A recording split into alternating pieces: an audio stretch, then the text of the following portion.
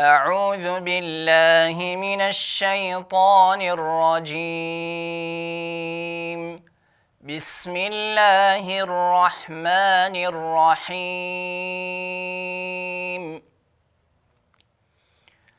أرأيت الذي يكذب بالدين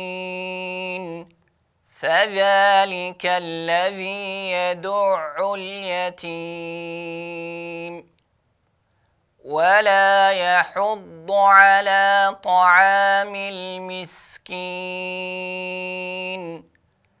فويل للمصلين الذين هم عن صلاتهم ساهون الذين هم يراءون